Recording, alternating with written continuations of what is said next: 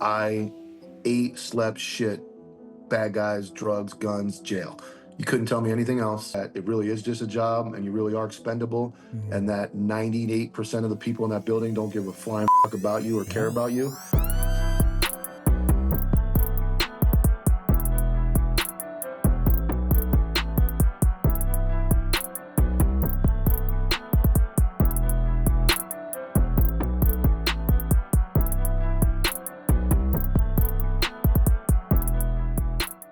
Welcome back to the IA Guy, a police podcast here with your host, Marlon Marachi. Today, another special guest. Well, we're going to go to the state of Florida. And you know what? I got my opinions about Florida because it's, you know what? I'm going to have a talk with my boy, Mike. We became friends because I saw him on a IG live, I guess you could say. It was a live stream. He was talking. And I've been checking out his page. It's called COPVILLE. So for all that, let me plug you in real quick. COPVILLE, VILLE. COPVILLE from Instagram. Dude, and I got to tell you, it's the most hilarious shit I have ever seen, considering I'm from Internal Affairs. So without further ado, Mike, man, Code 6. Hey, thanks for coming, bro. Absolutely. Thanks for having me, man. Look, first and foremost, I got to ask you, we're going to talk about your IA. You got your opinions of IA. Who doesn't have an opinion about IA from a negative lens, I should say? And you saw me, you saw this podcast. I got to know, bro, what was your first impression? What do you think? So a lot of people, and when I told them I was going on, they're like, you're going to talk to an IA guy? And I got to say, this is the first time I've voluntarily sit down with IA to have any conversation without a lawyer or being on the edge of my seat. So this is a rather comfortable meeting with IA. But again, I think it's a very important aspect of law enforcement. I don't think it's, obviously we have to have it, but everybody's got their opinion. Everybody has a story. Everybody has something to do with IA. But I think it's great what you're doing. Thank you. I appreciate that. So I'll ask you this right off the bat. Start the gateways hot. Why do you think IA gets such a negative stigma? I mean, look, you've been around for quite some time. I mean, we're going to talk about it. You were in the academy back in 2000, right? So you've been around for 20-something years, for crying out loud. And here you are in the academy. What did they tell you about internal affairs? What impression did you get of IA? Absolutely none. So it's not talked about in the academy, really. There was really no light shed on it. I don't think I knew anything about IA or what that it existed until I got my first email that, you want to jump out of the patrol car while it's moving when you get it. And it's like, we all had like a joke for it because the lady that sends it is like the secretary. So her name was Debbie, and everybody would say, oh boy, if you got a Debbie email today, you're in big trouble. So I really didn't have any working knowledge of IA, Right. how it worked. Just, I knew like if you did something stupid, I assumed only if you did something stupid Right. or bad, you would get hit with IA, but that's it. They really didn't brief us on that. Not in FTO. It never really got covered.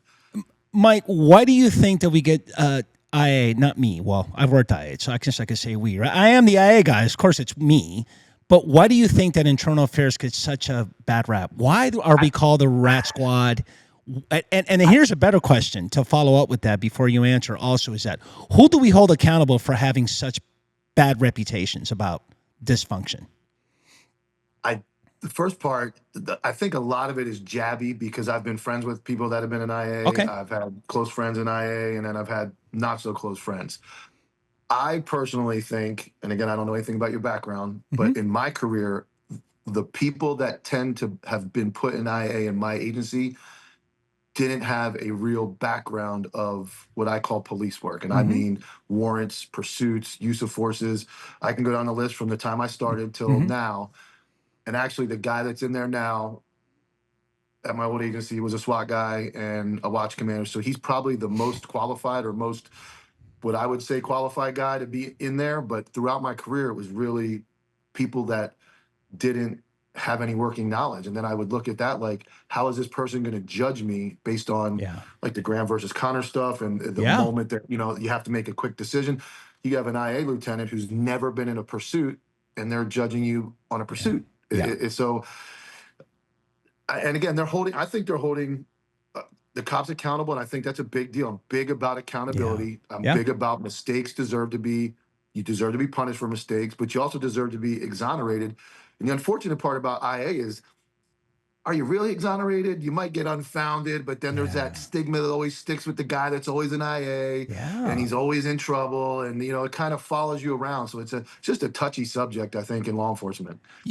And more reasons to have a police podcast with an IA guy, or when I started Internal Affairs, a police podcast. I just feel that us police podcasters, we don't talk about this topic enough. I think it's a bit taboo. It doesn't come out. We have this culture where, oh shit, you know what, Mike got a IA, so you know what, don't talk to him. Disassociate yourself with him. Have him walk through the dark alley all by himself until he gets served, and God knows what happened. And I think we should hold all of us accountable for having that negative stigma. Let me ask you this: you've investigated some really good police work. You've been an investigator. I know you have. Somewhere in your career, you probably did an investigative unit.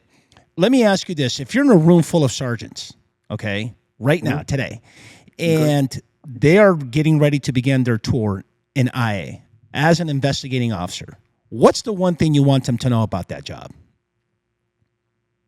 I would think that at the point they get to IA, yes, they work for the administration, but I think they also work for the deputies. And they have to maintain some neutral ground of, because I do know people are come after in agencies by the administration. I'm not stupid.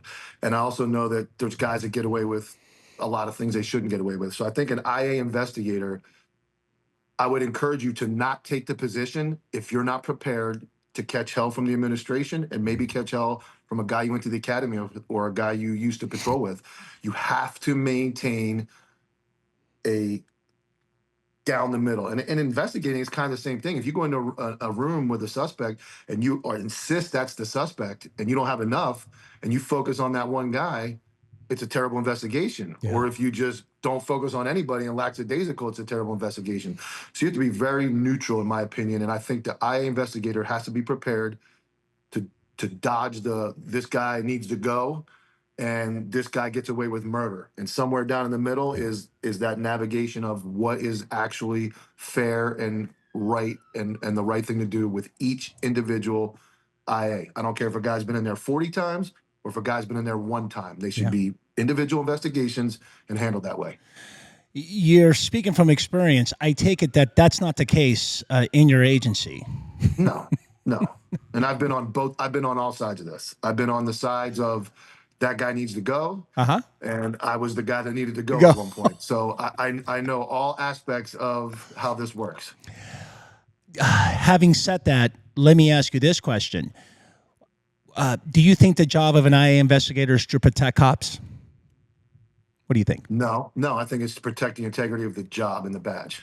I think it's if cops mess up, and again, I have messed up. I deserve to be punished in some cases. I really did, and I'm very good about taking punishment and learning. But when you get blindsided by something, we'll talk about that later. But the job of an IA investigator, just like a homicide investigator, it's not only to prove somebody did do it, it's also to prove somebody didn't do it. So I think the job of an IA investigator is to conduct a fair investigation with the facts present, try to block out admin, try to block out what the guys on the street are going to say, and do a fair job for each individual circumstance of and fact of the investigation. There should be no stretching it. There should be no turning blind eyes. It should be, this is what we got, and and it should be here's my other huge pet peeve. Talk to me. It should be consistent. You cannot have inconsistency where I have pulled many IAs since I've been gone, and I see a good old boy get about 11 questions in a massive IA, and I see another guy get 173 questions in a very similar IA, where they're digging, and where this one's like, okay, that's all we got. And I've read it with my own two eyes from my own agency, so I know how it goes. I would imagine each and one of those examples, regardless, it has an impact on the entire morale in the department. Massive impact. If you don't mind me asking, how big is your department? I think it's like almost 500 with corrections, because in Florida we do corrections is sworn. They carry guns as well. Okay. And then you have patrol. So it's about 400 or 500 with corrections. Correct. And they're subject to the same internal affairs process with inmates and everything as well. Isn't it shitty to know that if you get an IA, would it be fair to say that everybody knows about it? Yes. Including corrections? Yeah, everybody in the jail knows. Everybody in the street knows. Citizens know. This guy knows that. My agency's horrible for gossip. But yes, everybody knows. And the funny thing is, and we'll talk about it with mine, because there's stuff that guys did behind my back and stuff. It's just wild. But yes, everybody knows. And you find out who your enemies are and who your friends are and Yeah. how they approach what they think happened or what they believe should happen, and it gets pretty ugly. Oh, yeah, dude, the telephone line, right? By the time the command staff knows about what Mike did, dude, it's almost as if you committed a f***ing robbery or a violent crime.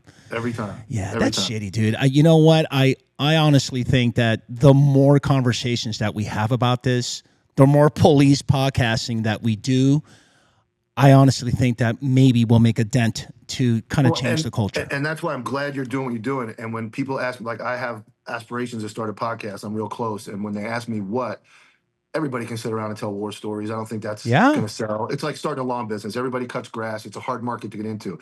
My goal of part of this podcast is to begin to go accountability, and again, both ways. I've gotten, obviously I have a large following, so I've gotten citizens contact me about shitty cops that have like made arrests and then like hit on their wife while they were in jail and just and then I've had cops come to me and go, I got fired for insubordination for doing traffic stops on the interstate trying to find drugs. And it's like, I've started to collect that data, and I was like, it's somewhere in there is like some accountability to these agencies that are running trains on these poor guys, and just they have no union representative, they're in small towns, and they have nobody to talk for them. Totally.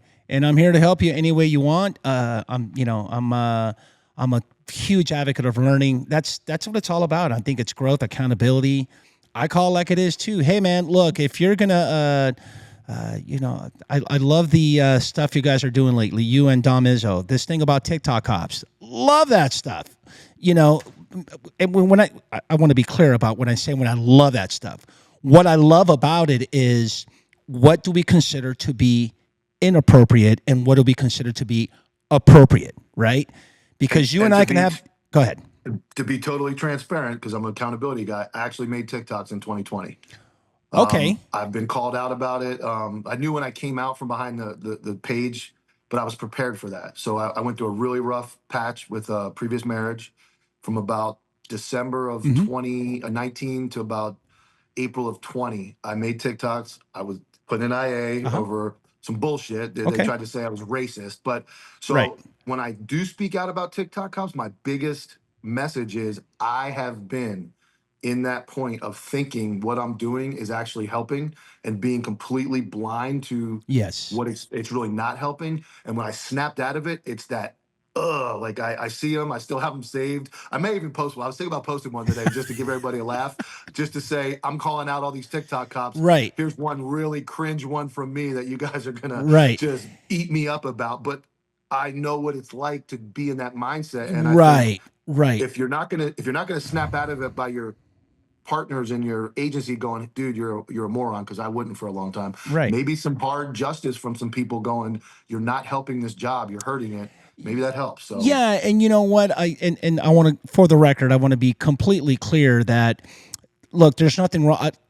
Listen, I love social media myself. Chances are I probably would have done something along those lines. The thing is, or I should say, the biggest challenge, right, or that big question mark is, what do we consider to be appropriate? And I teach this stuff in internal affairs. We have a 3-day basic post internal affairs course with Savage Training Group where I teach, and we actually have this huge conversation about social media, and we hone in on TikTok cops, only to say that, look, there is department social media sanctioned official platforms, right? And you're in uniform, and by the way, this is all in uniform, right? And you do all the community related stuff. That's great. I think it's a good image. The mayor, city council, someone important calls the chief and says, hey, you know what? That guy Mike is doing great. Love him dancing with the kids in the high school gym. Got it. That's all great. But then the flip side of that is that you do it on your own. You're in the patrol car and you start giving some opinions, or whatever that content may be. Do you consider that to be appropriate or inappropriate, and how does that affect the lens of the community? Hey, man, it's new. I know there's policies. Some agencies are getting around to it. But what you guys are doing and calling it out, I think it's fantastic. It's a way of having some awareness and informing the public about what you feel is good stuff and not. What do you think? And I agree. And here's where it really went hardcore for me. There's a guy named Hulkrilla. I call him out quite often. He wears like the big purple cuffs and he makes these skits. Yeah. So he does skits about domestic violence situations, which are very serious. Yeah. One of the probably maybe number one call we get, domestic, maybe, right up there with noise disturbances and then like traffic stops and traffic crap. And you got to have probable cause. You got to have probable cause. You like that one? So, I get guys, and then he makes fun of, he does like an officer involved shooting skit. Yeah. I had guys message me and say, dude, I was in an OIS, like one guy messaged me, he was in OIS on New Year's Eve this year. They killed somebody. Yeah. They're going through it. Their mental anguish is down. They're having all these problems.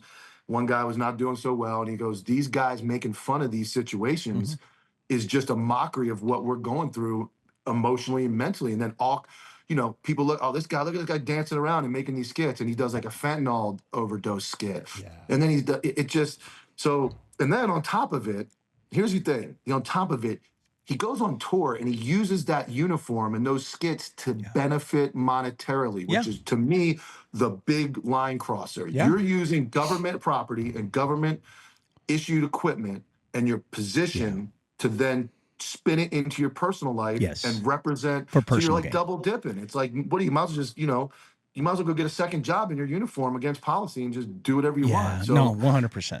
And that's where it really hurt me was like guys are like, man, this is really bothering me. I really appreciate you calling him out. And again, I'm a moron. I did it. I didn't get into that level of like skits about serious crimes. I did stupid things and then I fixed it.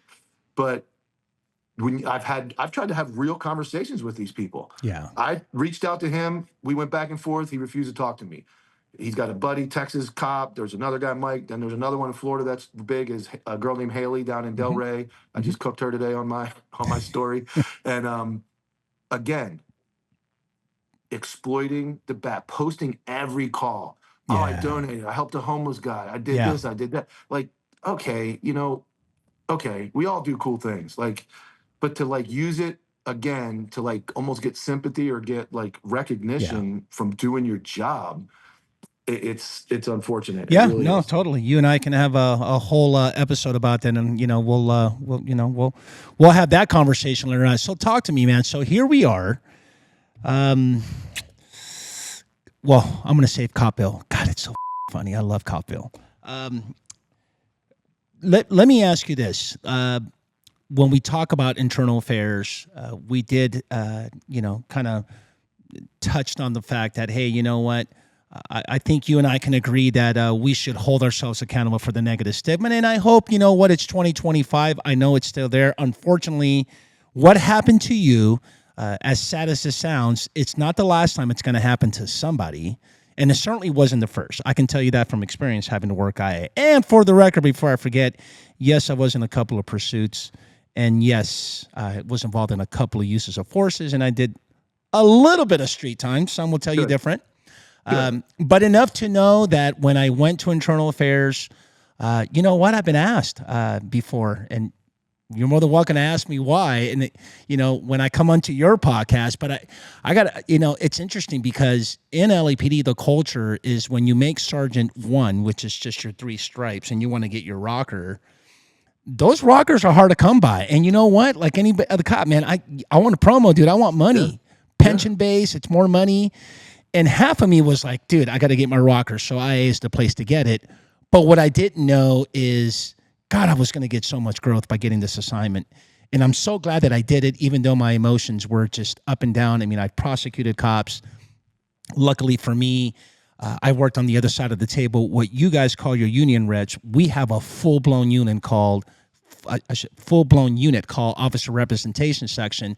And we actually defended cops. I love defending cops so much that I did 2 tours before I retired. So with that, all that said, talk to me. I do know that, you got jammed up. Of course, you had some ethics violation, and it was an excessive force. But more than anything, it's that Cubo. Oh God, I just love that sophisticated. It sounds so fancy. Conduct unbecoming an officer. Talk to me about this little incident you got into, and let's go, man. So to back it up, there was a massive internal affairs investigation prior to this one Okay. involving myself and my wife, where it was a pretty ugly one. There was Okay. some allegations of like abuse from one of her supervisors, and the person would have been terminated, but he resigned. Okay. So coming out of that was of obviously finding out that there was some type of my wife was being mentally abused and some other things. There was obviously a lot of hard times that followed that. Okay. I will tell you that at no point did the agency ever ask either of us if we were okay or needed help coming out of that. So we got this STAR team, which is our like unit that's supposed to check on everybody, make sure they're okay. We come out of this pretty ugly IA, and nobody says a word. They just go back. I'm a supervisor. I was patrol, and I had been transferred to street crimes as a street crime supervisor. I'm on the SWAT team. Okay. And so I come out of that.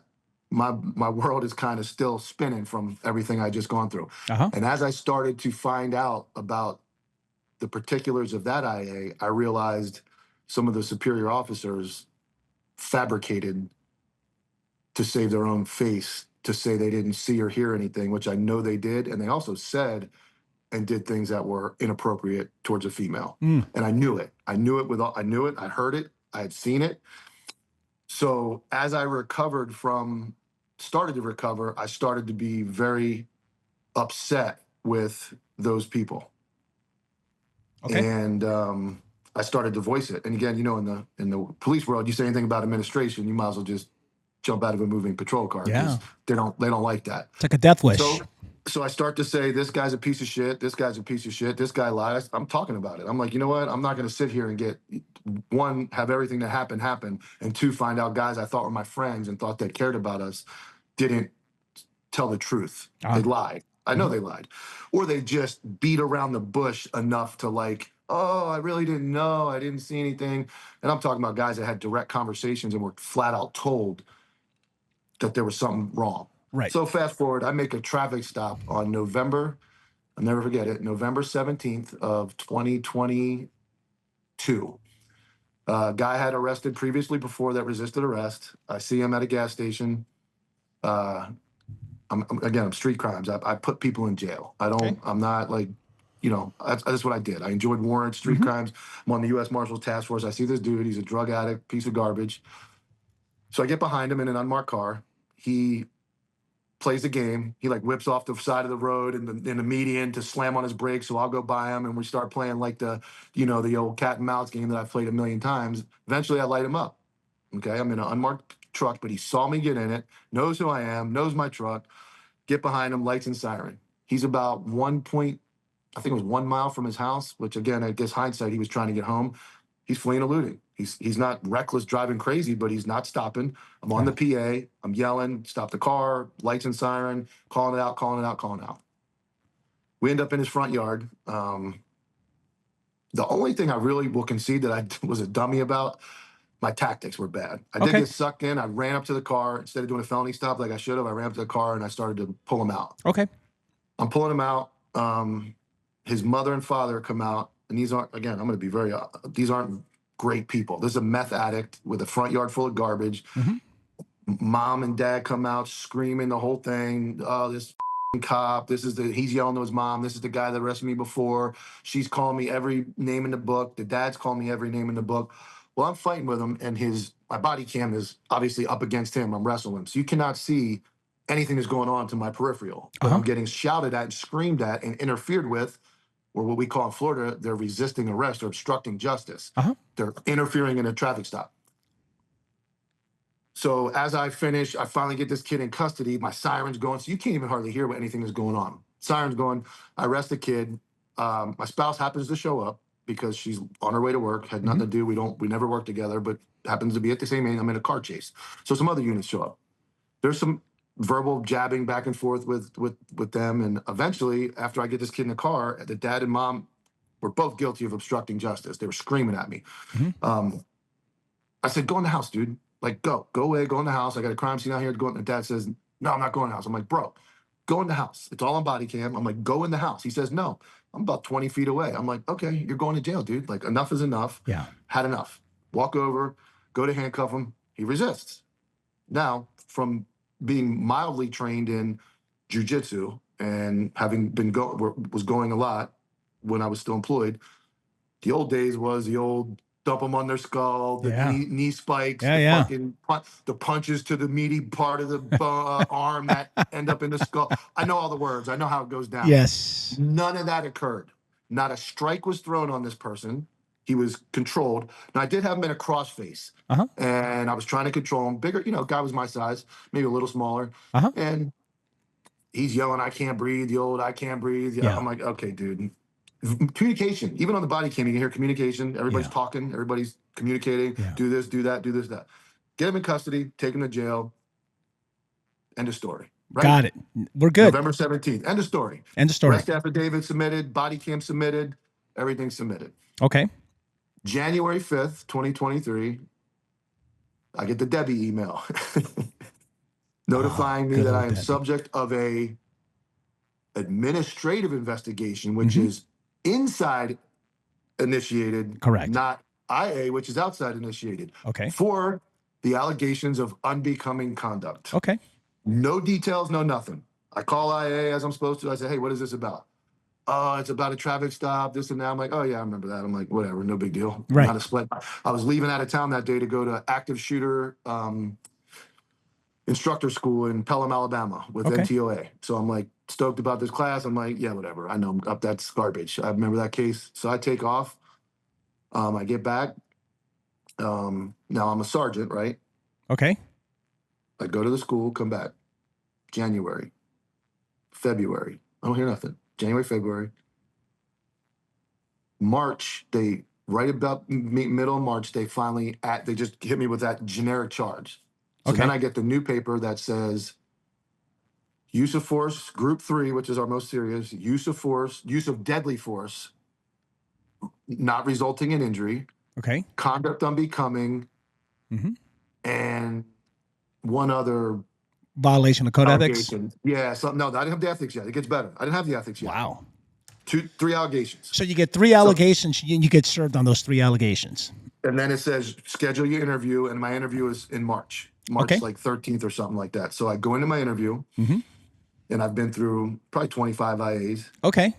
I had never in my life been questioned as I was in that internal affairs investigation. That was worse than, and I've been to federal court. I've written 15 wiretaps. I've been to massive cases. I've done all kinds of undercover dope work.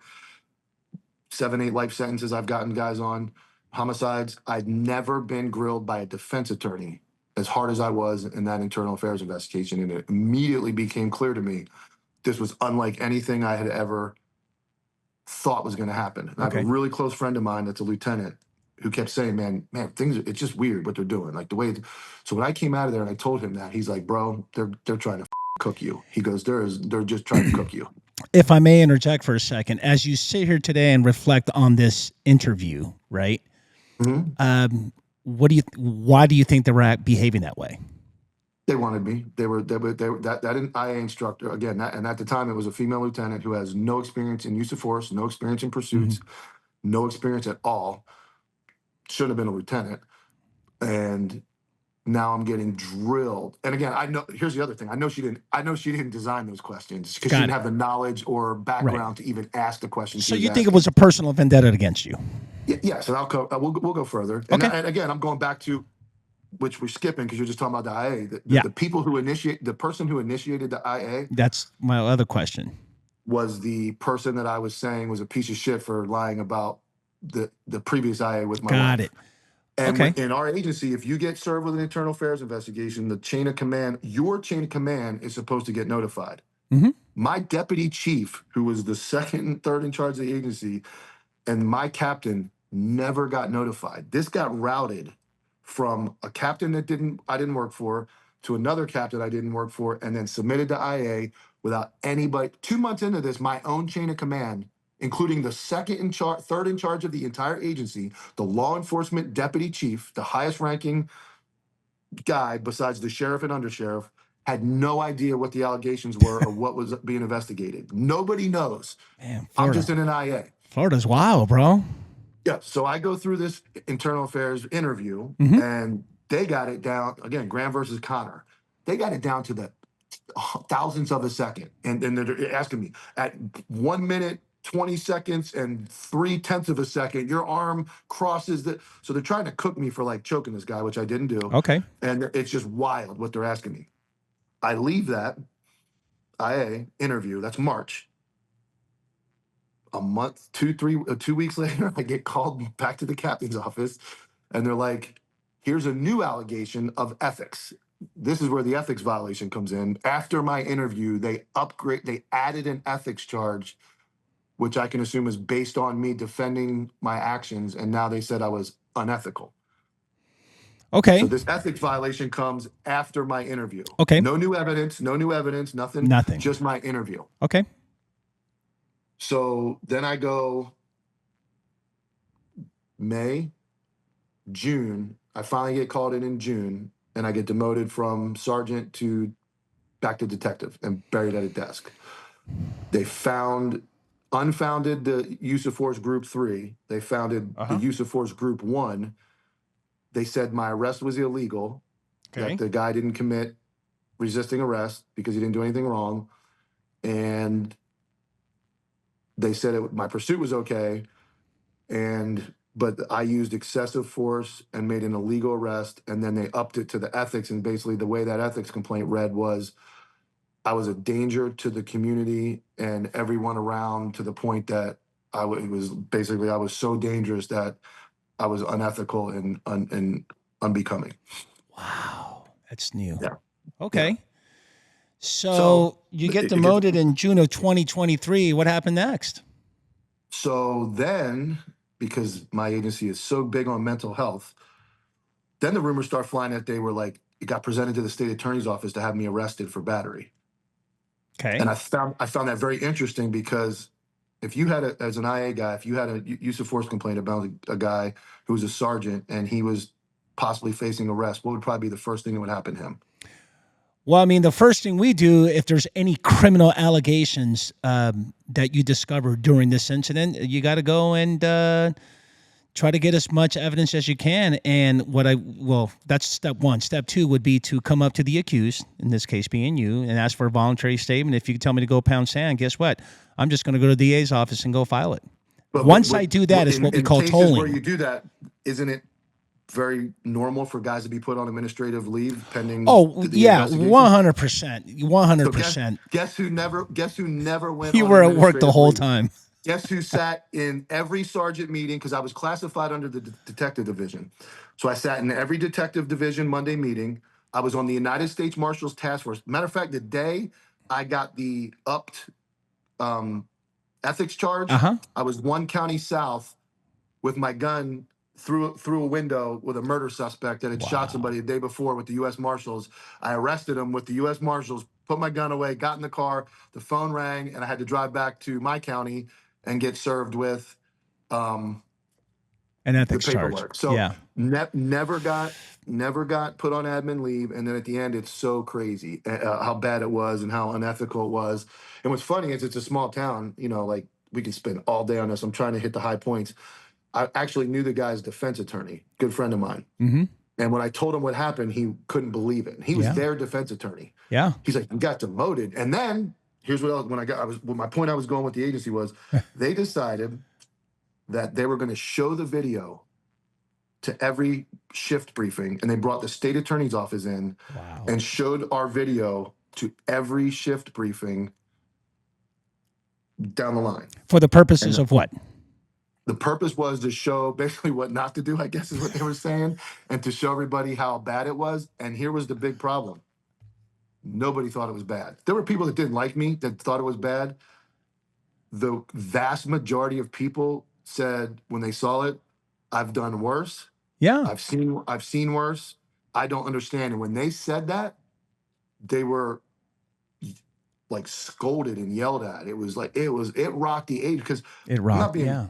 here's a backstory. I was the best man of the sheriff at his wedding. Wow. We were like Yeah. on cruises together and very good friends. And, you know, it got all this. And then I found out when it finally went to the news, it did go to the news. I remember sitting at my desk and this little weasel captain came up to me and he's like, "Oh, just so you know, it's going on the news." I'm like, "Bro, I don't care. Like, Yeah. it's been on the news before. Like, this isn't that big of a deal."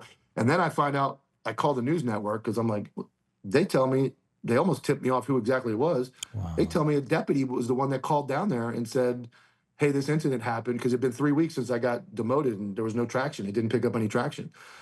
So somebody called down to the news, told the news to look into it. News looks into it, and they do their standard little, "Oh God, this poor people, this and that." And then when that hit and the news article hit, my phone rang off the hook with people trying to figure out what happened. What did you do? Hey, Mike, let me ask you this. It's needless to say, it has a major impact on the entire department. One, what I'm more curious to know about your story is that, is this the first time it's happened to just you, or do you know if I mean, you've been, I guess what I'm trying to get to is, you've been around this agency for over 20 years. Okay. Is this the way they behave, or is this something that just, hey man, let's hone in on Mike? Or maybe in the past you've heard or you've known of a colleague or someone that you work with where they did the exact same thing where it gets personal. You know what? We don't like this dude. Let's get him out. What do you think? Well, actually, just before mine, so part of my, and again, we're going to talk about me leaving. We had a close friend of mine, Milo Thornton, was deputy chief. He was he was third in charge of the jail. So you had the guy I talked about earlier was the third in charge of law for it. He was in the jail. They put him on admin leave, and they knew he was running for sheriff against the sitting sheriff. They knew he was going to do it. Yeah. He sat home for a couple months, and they couldn't find anything. They demoted him anyway. Okay. And I know during that stretch there was chitter chatter of, can anybody find anything on this guy? Did anybody go? Can anybody find anything out? And I've been involved in other ones where they were like, "Hey, you know, this guy, let's look, anything we can find on this guy." It happens all the time. And then I know there's guys that can. There's a guy I worked with that sent a picture of in his underwear to a CI, and nothing happened to him. He got like a letter of counseling or something. Like, yeah, well, you know what? There's a good old saying about double standard, right? Yes, and it's like, I've been around it. And again, I hate like TikTok. I hate acting like I'm minimizing. Could I have done things differently at that call? Absolutely. Could I have been better behaved? Could other outcomes have come out of that? Yes. But what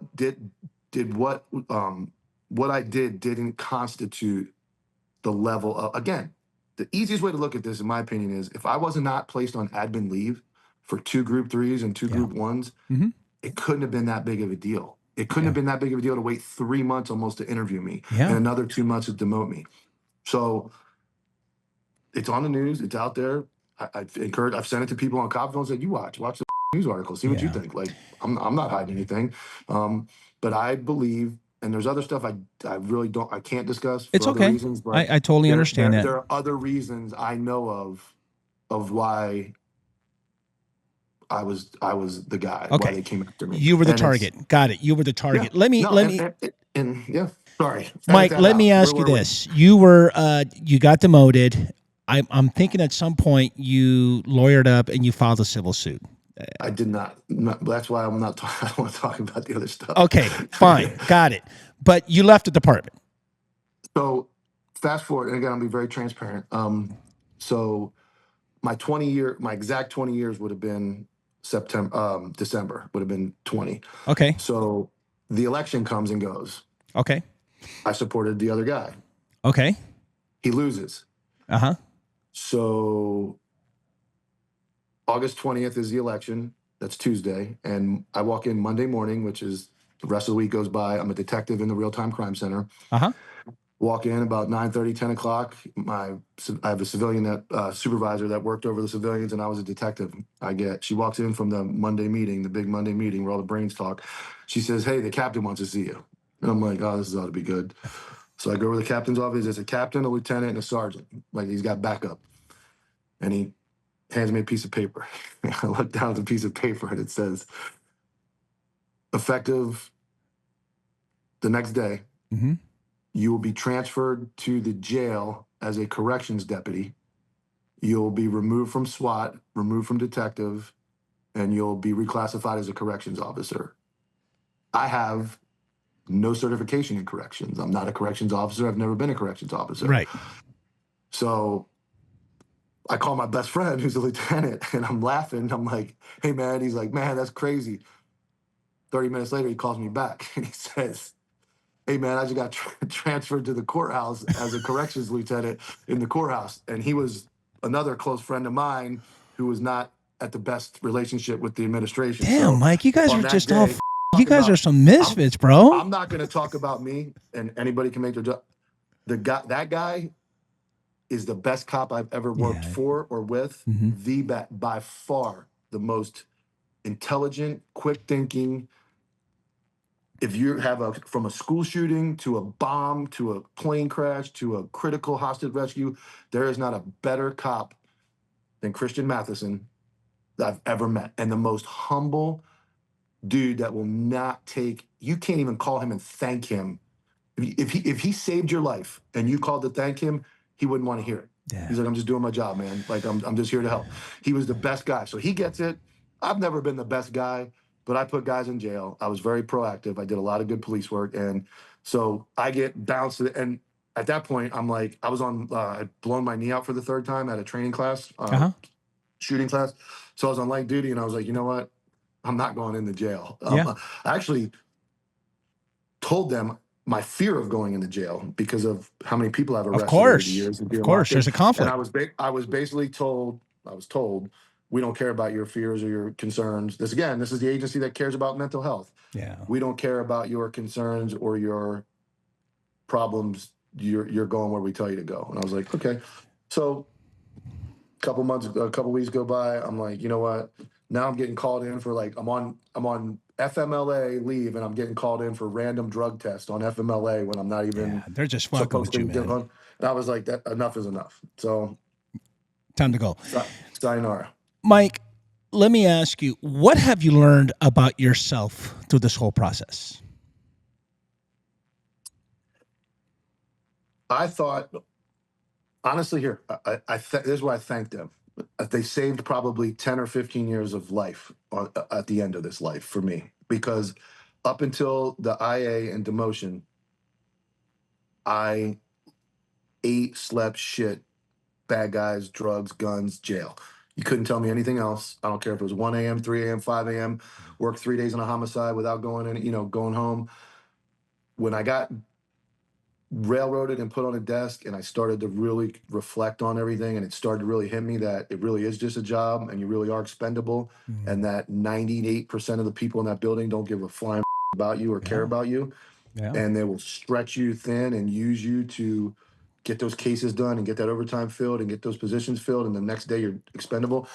So I learned that, and then when I left, I think I was lucky because you hear the stories about guys who leave and they unfortunately commit or have some severe mental health issues. Yeah. For about a month and a half, I was really down in the dumps about, like, being removed from it. Yeah. And then I woke up one day and I was like, man, every day is Saturday. Like, this is great. This took off. I came out of here. My business is successful now, and I have other opportunities. And it's like, I learned that, again, I used to call myself like I always would do something silly, stupid, very minor things, dumb stuff. And I always come back better. It was always, how do I, and I used to say that on calls and to people, like, how, take this low you're at, how do you build on it? Well, I think I've just did that. I went through 2 years of living hell, and I could have just gone back to being an alcoholic, which I was 10 years ago, pity party, woe is me, I'm useless, I'm just going to sit on the couch and get 300 pounds. I said, you know what? I'm going to be successful, and I'm going to work hard. Amen. And that's going to be the best revenge dish to serve anybody, is that dude is excelling and doing better than he ever has. And that's where I sit right now. Amen to that, man. And you're relevant, and I'm glad we connected. I think it's super important for perseverance, right? You learn that about you, how strong you really are. And maybe like you said, it is a calling that, hey, you know what? When you eat, breathe, and everything about the department, maybe the storm is a way of saying, you know what, you need to get healthy, and maybe this is probably your pathway, which we're going to get into COPVILLE. But you know, I this is a quote. I've had 100+ guests come into the Internal Fair State Police podcast, which was that's how it started. Now it's obviously I'm trying to brand myself as the IA guy. But I will say this: one of my guests said it best. Marlon, you know what? The punishment is not the penalty. The punishment is the process. It's the way we were treated. And God, man, for those 2 years that you have experienced, those are 2 years of your life you can't take back. And even though there's lessons learned, you know what? It definitely took a toll on you emotionally. Yeah, and I covered this when I was on the Anti-Hero podcast. We talked about the thin blue line, and Yeah. I've seen everything. You saw it, I saw it. We saw the dead kids, we Yeah. saw the bad accidents, we saw homicide. Mm-hmm. I've never, that's never stuck. I've been able to overcome that. I've had moments where it sucks. Yeah. Some of the calls were worse than others, but you kind of get through that. I never expected the feeling of betrayal Mm. and the feeling of being just completely leveled by a building, an administration, an agency that you gave Yeah. every inch Yeah. of your soul to. Every inch Yeah. of your soul, my soul went into that job. I didn't make SWAT till I was 42 years old. You know, I lived my career backwards. I got in really good shape. I didn't get promoted until 18 years in. It took me 18 years at the one agency, 20 years total. Yeah. And I finally got to these points, and it's unreal what can happen to you when you unravel. Then you just see guys that can't get in trouble. They can't get in trouble. Yeah. And you're just like, Yeah. how does this happen? Well, It's unfortunate, and I feel, and that's where, like I said when we talked earlier about like what my drive for COPVILLE is like, man, to these guys that are getting hosed and these guys that are getting railroaded, don't go blow your brains out. Don't go yeah. get in a bottle. There's Totally. life after police work. Yep. There's other things you can do, and it's you can make it. And I'm a prime example Yes, of you are, and you can make it. we're gonna get into that. But before that, answer this question for me: worst incident in your career? The worst incident in my career was I was working 4 to 2 a.m. and I pulled into my driveway about 1:48 to get off work, and a call came out about what sounded like we have two bridges that go over to our beach side. And the call came in. It was actually in the city, which I'm a deputy, but we patrol the city as well. And it came in as like a kid was hit on a bike. Mm. I'm like, or they saw a bike. It came in like wonky, like a kid. The kid's bike is on the bridge.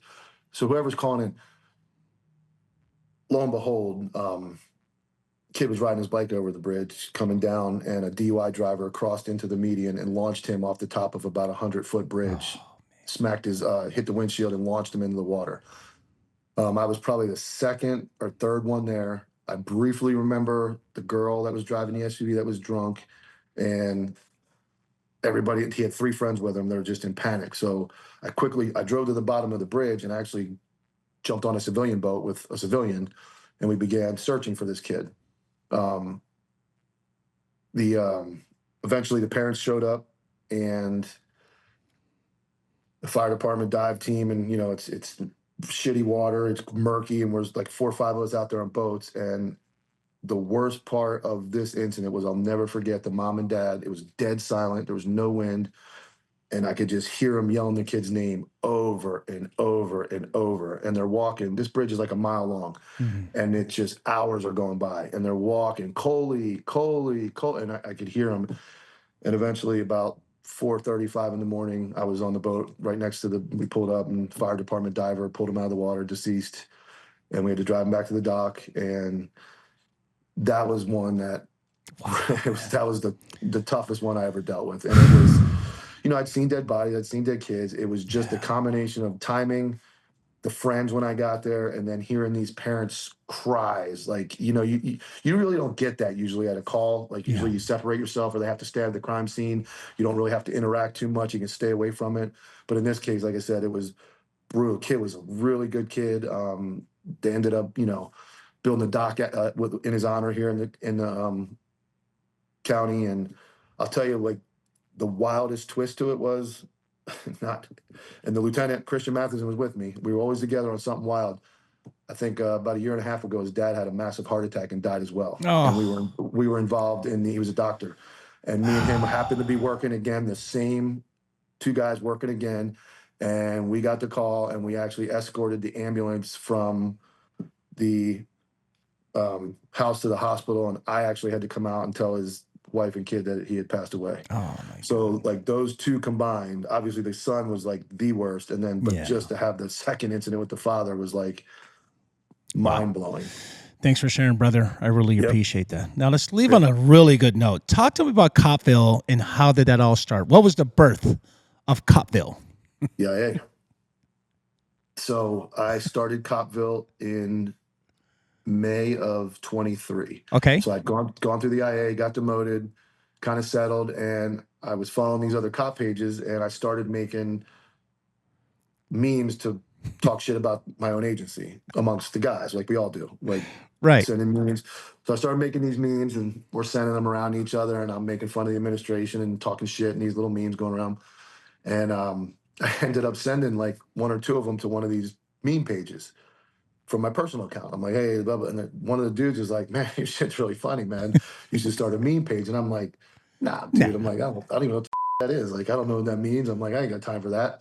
So May of 23, there's actually a hood page called Hoodville.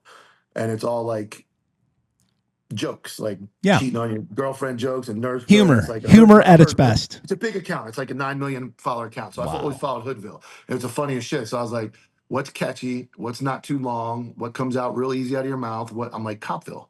I'm like, let's do it.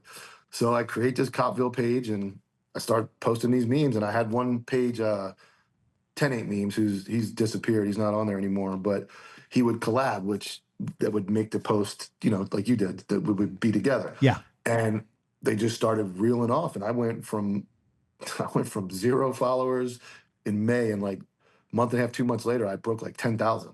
Wow. And it went quick. And you know, now I'm like, I have to hide. Obviously, I can't be found out. Like you see my comedy, so like no agency is gonna be like, yeah, we really like that. Really want we want your product, bro. Yeah, especially after going through what I went through with the IA and all that stuff. So they're not gonna. So I was like terrified. So I kept it really quiet. I only told like one or two guys. Two guys knew on the planet, and it was hilarious. As I started picking up, you know, they're getting sent to me every day. You guys are sending them in their personal account. And I had one guy, a friend of mine, Matt, who day one said, "This is you," and I'm like, "Bro, you're full of shit. I can't do that. I work here." He's like, "This is you. This is too." I'm like, "I don't know what you're talking about." So when I finally came out to you, like, he was like, "I knew it was you." But so then it started picking up steam, and I'm like, okay. And I got to like 13, 14, 15,000 followers. I used a funky little logo I found online. And I get contacted at like 1 a.m. that some dude says, "That's my patch you're using. Cease all use of it." So now I'm like, oh God, I'm going to get sued. Oh, here we And they're go gonna again. find out it's me because he's going to do like some subpoena for my Instagram profile. So I had to like delete all my videos, which I had a couple videos that were like 4, 5, 6 million range that were like drawing massive returns on followers. And so I like shut it down, rebranded, and put a new logo out. Then it kind of went again. Then I almost got doxxed by somebody like that I trusted on another meme page, like got hosed doing dumb shit. And like this was like a year later in April of last year. So then I shut it down again for like 2 months, and I'm like, whatever. And then I came back on in May of last year, and I was at like 50, 60,000 followers, and I was like, let me try selling something. Let me see if this works. Yeah, And some then merch. I busted a few stickers out. It started taking off, and I jumped back in that algorithm, and it just blew up. And you know, I got accused of buying followers, and you know, just the There's meme always pages hate my guts. They're bad as haters. cops. The Listen, meme pages are as bad as cops. yeah, If not haters. worse. Well, You're they're all always going to cops get anyway, haters, but bro. The oh, dude, haters, they're haters miserable. are So always going to be out there. I applaud you for doing that. Take it from an IA guy like myself. I love it. I think it's funny humor. You and I can agree. In law enforcement, humor is the best emotion to have. And if you don't have it, you need to get it. It's just a way of us coping with all the mental wellness and, everything that we see in our careers. It's I love it. Hey, you know what? Just to plug you in, we're going to put all your stuff here on the episode. I think you're doing really, really good stuff. Keep doing what you're doing. Before we wrap it up, I'll leave you with this, man. What advice do you have for anyone who's coming on to be a police officer? What kind of advice do you have, bro? What I say to most of the new guys now is training is very important. There's no time in policing more than now that people are really trying to kill you and the world has gone crazy. This is a very serious job and it should be taken very seriously. And I see a lot of guys coming into it, like we talked about the TikTok cops and this cute stuff, but physical fitness, BJJ training, firearms proficiency, those are what's important. The rest of this stuff, you'll have time for. People always think they don't have time for this, they don't have time for that. But if you make time for those things, you'll be healthier, your longevity is going to be better, and you're going to have a more successful career, in my opinion, I think those things go with being a good cop. And I'm not saying there's no good cop. There's cops that aren't in shape. I'm not attacking anybody, but those would be my three most important things. And the next thing would be, not everybody is your friend in this job. And trying to be friends with everybody becomes a mental health issue. Yeah. You'll become anxious. You'll worry about what every single person looks. Every time they look at you wrong, you'll get, and I'm sure you dealt with it. The sergeant walked by me, he didn't wave, he didn't nod his head. Oh my God, I'm good in advice. Trouble. Like you have to get past the fact that you're dealing with other human beings, and just because they're cops doesn't mean they're your friends. And I'm not saying don't be friends with everybody. Yeah. But find those 2 or 3 good friends, just like you would in high school or anywhere else. You have your good friends, and excel and work hard, and remember the basic function of law enforcement is road patrol and putting bad guys in jail. Don't rush yourself to detective. Don't rush yourself to the narc unit. Don't rush yourself to canine. Learn the job, learn it well, because when the rubber meets the road, putting bad guys in jail is the #1 function of law enforcement. You can get rid of every other unit in the agency, including IA. You can get rid of every other unit in the agency. Somebody's got to go out and handle the calls, put the bad guys in jail, and hold bad guys accountable for being pieces of shit. So that would be my advice I would give to any new guy, and that's important stuff. Yeah, no. Hey, man, good advice. Thank you for everything. Hey, man, before we wrap it up, our colleague, Tyler Hoover, I sent him the ball cap, bro. He's going to rock it. Hey, come on now. If I send it to you, are you going to rock it or what? You send me one, I'll rock it. So he just texted me a minute ago while we were on and I think he said February 27th, they need somebody to go back over there on the show. I think I'll probably go. Oh, for sure. Funny story about Tyler before we wrap it up. Yeah. Tyler and I went to SWAT school together. He was like the 3rd person on earth that knew who COPVILLE was. He messaged COPVILLE and said, hey man, I'd really like to have you on the show.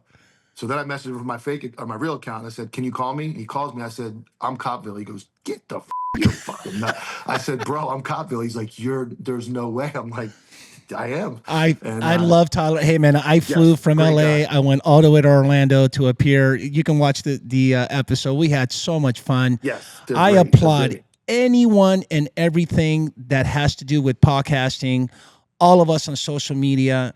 I say this a lot, and I'll tell you the same. Hey, there will never be enough of us in this platform. I'm going to take it all the way to the grave. I totally appreciate what you're doing.